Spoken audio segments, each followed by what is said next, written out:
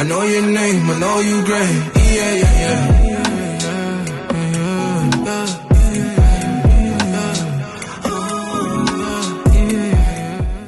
Hello, beautiful people. My name is Tshilanda Débora, and welcome back to the All Things Unraveled podcast. I hope everyone tuning into today's episode is doing good. I hope everyone around you is doing good. I hope that you're in a good space and everything's going well for you. On my end, I'm doing great. I'm doing great. Praise the Lord. I'm done with school and now I just have more time to plan and just more time to give to this podcast, more time and energy, which I'm extremely happy about because it'd be a lot trying to balance the school life and work and just the podcast, which is like an extra thing, but an extra thing that I enjoy and love doing. But yeah. Today's episode is going to be quite something, okay?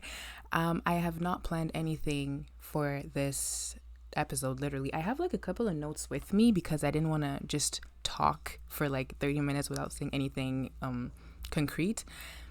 But I'm literally just going to let y'all in on what's been on my mind in regards to this subject that I'm about to introduce to y'all, which is self-awareness. I think it's something that's been really not trending, but it's something that people have been getting more into, especially in just the Black community. I feel like over the years, it's something that we've really been getting into, getting more educated on, and just applying, which I love. Whether it's in the Black community or outside, I love it. I love seeing it just because it's just so beautiful when people are just ready to tune into who they are, what makes them who they are, the things that they don't like about them, the things that they'd like to change about themselves. Like, it's just beautiful to see that. It speaks growth. It speaks emotional intelligence. It's just, I love it. The way I perceive self-awareness, y'all, to be honest, what I understand from it, and y'all can add anything in the comments down below to, make y'all girl a little bit smarter. And the people listening, the other listeners as well.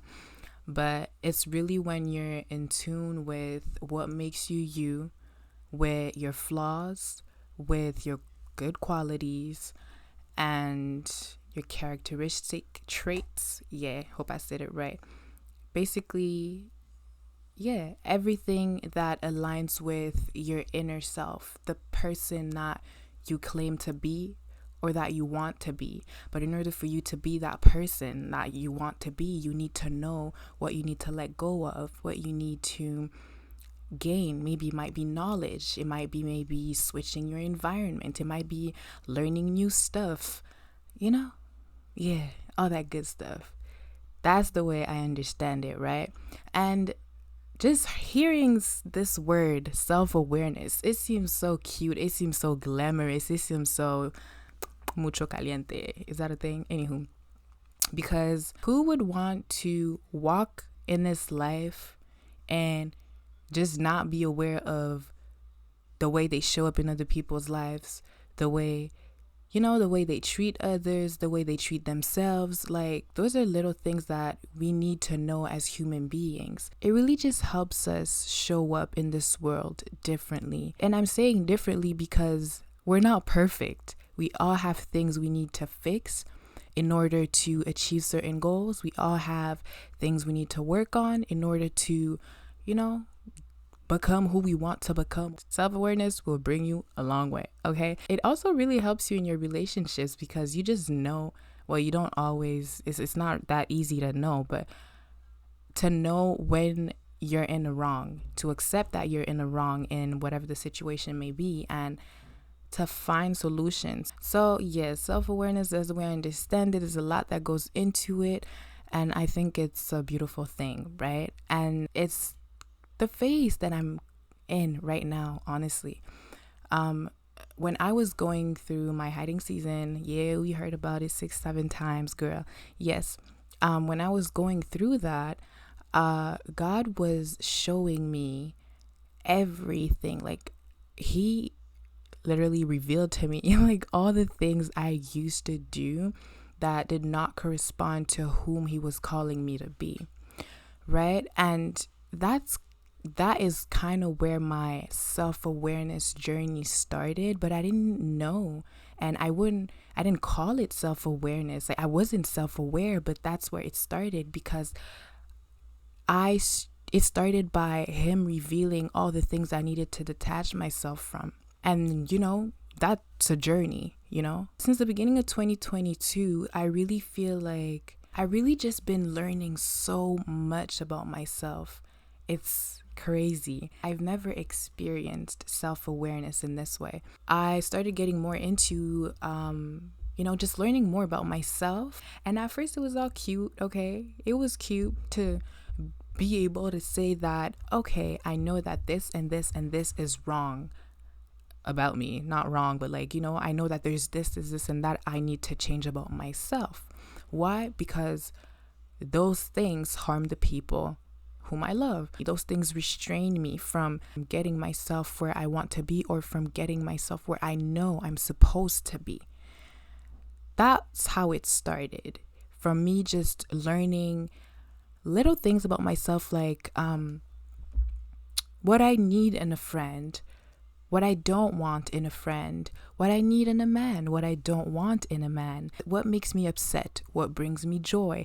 Like, those are little things, y'all, that we talk about all the time. But do you really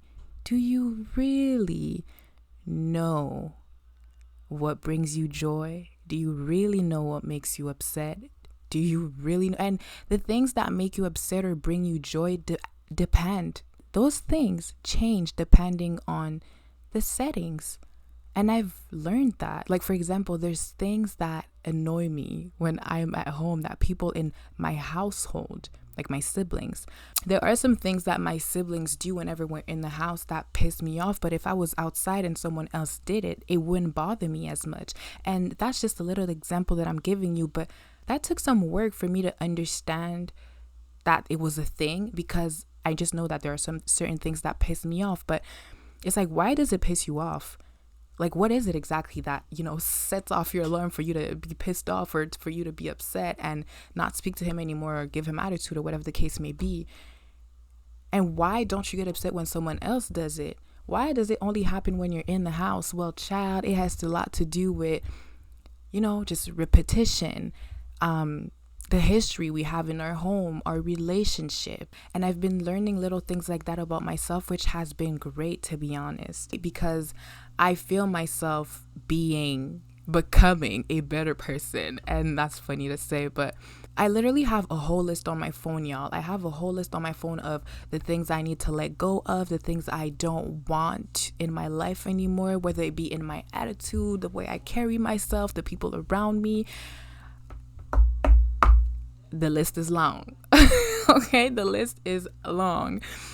But it's just to say that there's so much that goes into self-awareness. And being self-aware has benefited me in many ways. I learned to be more gentle towards myself. And in order for me to even realize that I needed to be more gentle with myself, I had to go through a long process of just analyzing the way I talk to myself sometimes, the way I react to the things I do, or when I get upset at myself or something like that. I listened to the Woman Evolved podcast by Sarah Jakes Roberts today, and there was this episode where they were talking about just like stress in general. And there's this point that there's something they said that really stuck with me. She said something about how we tend to be harder on ourselves for literally the smallest things. If someone else with the same going through the same situation came up to us and told us about their life story or whatever, we wouldn't be as harsh as we are with ourselves to them. And when she said that, it really it hit the spot, as I was like, oh girl, I know I need to be more gentle with myself, but that just gave me a reason. That just gave me another reason to want to be gentle with myself. The fact that, Debora, that if someone came up to you today and told you about whatever's happening in their lives, even if it was similar to what you were going through, you know that you would have been more present for that person. You know that you would have been more gentle to that person. You know that you would have been more kind. You would have shown love to that person, and you would have want that person to feel loved and understood and cared for and heard. So why can't you do those things with yourself? See, self-awareness. It's like really understanding why you do the things that you do. And so it's been beneficial in that way, because I've been learning how to be more gentle with myself, more respectful, more patient. Did you know that you can be disrespectful to yourself? I didn't know that was a thing, but I'm still learning. When you don't do what you said you were supposed to do, and you do certain things that don't match with your values or who you say you are, who you want to be, you're disrespecting yourself. Those are things that I've learned and that I am still navigating through. Okay, like, we're not perfect, not at all, far from it. Okay, only Jesus is. But it's also been great being self-aware, because I just feel like I'm just a better friend. I'm a better friend, period. And no one can tell me the opposite, just because I really try. I really be trying to be more present and more consistently. If you've seen my last video on eticophobia, you know that there's just two extremes with me. I'm either really extremely present or extremely inconsistent, and I've really been putting efforts to just be more present. Why? Because I know that is something that I would need, and I know that some of my friends need that presence for X, Y, and Z reasons. We're not going to get into that, but it's helped me realize those things, which have given me a reason to want to do better in those areas of my life in which I need to put in more work. Being self-aware has been great, okay, because it's been helping me set boundaries. Can we talk about it, somebody? There's little things that people do that will trigger me due to my past experiences and, my past trauma that we're still working on. Like, the old me wouldn't have addressed it. The old me would have let it slide, just because mentioning it would mean opening up. Mentioning it would probably mean getting vulnerable. And let me tell y'all, we're not big fans of that over here, although we're trying, right? It would mean expressing your feelings, which I was not the best at doing, honestly. Even if you did something that really hurt me, I could keep it locked somewhere in my heart for 5 years maybe, and not necessarily hold resentment, but I just would be moving differently, which, wouldn't be beneficial for me, for my sake anyways. But now that we're getting into the self-awareness thing, we're getting better at it. I know that doing those things don't do me no good. All they do is just harm me in the long run and catch up to me. So because I'm aware of that, I set boundaries. Because I'm aware of that, I voice it. And when voicing it, I let others know that, this is something that I can't accept. This is something that won't slide. And I don't necessarily have to explain them why, unless they really ask why. But you owe that to yourself. You owe that to yourself to understand why you don't like certain things, to recognize the root of your emotions, to recognize the things that trigger you, and to understand where it comes from. By doing this, you avoid a lot of pain. So from the moment that you're aware that I don't like something and you decide to do it again, hey, it's not on me anymore. It's on you. I don't have to feel guilty for maybe not reaching out to you again or not hanging out with you as much, just because I voiced how I felt. I let you in on the things I needed you to stop doing or stop saying, or the way I needed you to show up in my life, or the way I needed you to express yourself, whatever the case may be. I let you in on that, and you decided not to take that in, to not take that into consideration. That's okay. You know why it's okay? Because that is your decision, and I'm allowed to make decisions myself, and that might look like removing myself. That might look like not texting you as much. That might look like not hanging out with you, and that's okay. You know why? Because we both made decisions. Simple as that. The fun part about it is knowing that I'm not doing anything wrong. Knowing that it's okay. Like, knowing that it's okay for real. That is what's really liberating. I'm telling y'all. There's a lot of good sides to self-awareness, but what they don't tell you, what people don't tell you, what people fail to tell us is that it's not all cute and pink and joyful, and it's not. No, it's really not. Being self-aware it kind of sucks at times because you know yourself. You catch yourself doing things that you shouldn't be doing more than usual. Like, I really be on my butt. Like, I be paying attention to the smallest details of the things I do, the things I say, just because I know that there's things that I shouldn't be doing, shouldn't be saying. Why? The answer to that question, I have it. And so I can't afford to continue doing what I was doing, or to carry on with a conversation knowing that I said something that I shouldn't have said. Sometimes it feels weird to other people because they're like, why are you apologizing for that? But it's like, no, girl, don't worry. Whenever I do those things, I know that I have to apologize because I know that what I just said or what I just did doesn't come from a place of love. I know that it comes from a place of hurt because I got triggered and it reminded me of the root of that trigger.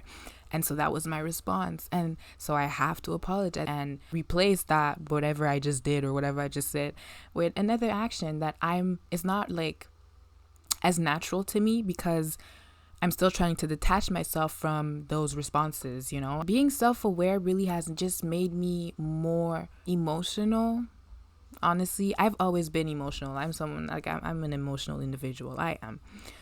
But it's made me 10 times more emotional just because I'm aware of when I'm triggered and I know what triggers it. And sometimes it does get overwhelming because sometimes I'll think of that list that I have and be like, damn, there's all these things that are not okay with me. There's all these things I need to change. It's like, I don't even know where to start. I don't know how to change this. I don't know how to change that. How do I become a better version of myself? How do I keep working on myself when there's so many things to work on? It sucks when you feel like that because I don't know. It feels like, you know, when you're going through not a mental breakdown because it's not that deep, but when you're just thinking of a bunch of negative stuff and it just takes the whole space in your mind and you just feel very low, like very down, don't want to do anything, low energy, nothing, just real sad. It gets like that. And the emotions are so high, so intense that you're just hurt. You're just hurt that you're that person. You're just hurt that you experienced the things that you've experienced, that you've seen the things that you've seen, that you're in the situation that you're in this moment, that the person that you love treated you that way. It hurts to think of those things because you know that the way you are is tied to some of those past experiences. It's not as cute as it sounds being self-aware. It's not. It sounds cute because you kind of have some control over your reactions and your life, but the work that happens behind this result, who would want that? Sometimes I just hate being self-aware. Sometimes I do. I hate it. I hate it because it hurts. Yeah, it hurts. Honestly, it's really all about finding a good space. Not finding, because you can't just find it, but it's all about creating a safe space where you can learn to be self-aware. Because you only you know how you react to things, you know how you think, you know how you perceive people, you know how you know yourself better than I do, better than your mama knows you. You know yourself. And that safe space will look different for each one of us. All I mean by safe space is to create a space in your mind where you can allow yourself to feel your emotions. You can allow yourself to go through whatever it is that you need to go through. You have to create a safe space where you'll be there for yourself. Because most of the time when those things happen, no one is around you to give you advice or give you a hug. You know, you mostly be by yourself. And so you have to learn to give yourself a hug in those moments. You have to learn to get yourself up in those moments and find your strength. Find your strength. That is so important because this life is tough. This life is hard, okay? And so if you don't have anything solid to rely upon, you will very easily find yourself feeling low and depressed and not wanting to do anything and, missing out on a whole lot just because you let your emotions get the best of you in that moment when you shouldn't have. Those moments happen. There's moments of highs and there's moments of lows, but the lows can't determine the rest of your life. That's why you have to find your strength. And for me, I know it's God in my Bible, okay? Because this thing will keep it 100 with me. And so, yeah, that is really what I wanted to share with you all today. That there is beauty in self-awareness. There is beauty in coming into this space where you just know yourself. You just know the kind of friend you are, the kind of sister you are, the kind of individual you are in this world. But there's also the ugly side of self-awareness, and you can't escape the ugly side because it comes with it. It's a package. It comes with it. And so what you're going to have to do is create a safe space for yourself. Let your emotions be and go through that ugly side. So yeah, this was a very great conversation. I really hope that you guys took something away from this. Let me know in the comments down below one thing that you've learned about self-awareness recently in this video or something else, or about yourself. I'll start in the comments down below. But yeah, that'll be it for this video. Thank you for tuning into today's episode. And with that being said, we will see each other on the next episode of All Things Unraveled. I know your name, I know you great. Yeah, yeah, yeah.